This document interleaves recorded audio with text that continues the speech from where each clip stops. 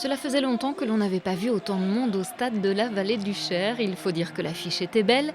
3 divisions séparaient le Petit Pousset tourangeau en blanc de l'ogre troyen en bleu. Un scénario où tout le monde espère un revirement de situation comme la Coupe de France en réserve parfois, sauf qu'il n'a finalement pas eu lieu. L'expérience des professionnels s'est manifestée dès la 23e minute de jeu avec ce premier but signé Diawara pour les Stacks. À la mi-temps, les deux équipes se séparent sur le score de 1-0, mais les supporters tourangeaux y croient encore. On joue super bien.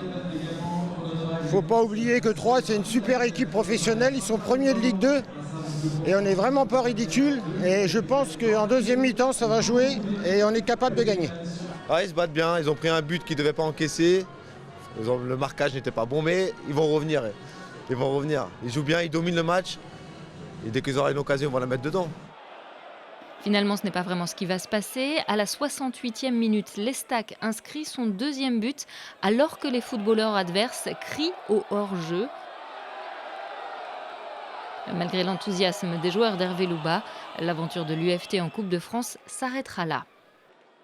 Ils nous ont montré que sur la moindre occasion, ça faisait but. Et en deuxième, la seule transition qu'ils ont, ils nous la mettent au fond. Donc après, voilà, c'est comme ça. On apprend du haut niveau. Et puis voilà. Mais on peut être fier de ce qu'on a fait, je pense, du parcours. Et voilà, aujourd'hui, quand on voit le stade rempli, la belle fête que c'était, on peut être que fier. On a pris du plaisir, mais le plaisir ne suffit pas. Voilà, je pense qu'on en reste un peu sur notre fin. On aurait espéré un peu plus de bonheur et une qualification. Mais voilà, pas dire grand-chose de la prestation de mes joueurs. On n'a jamais baissé la tête, on a poussé.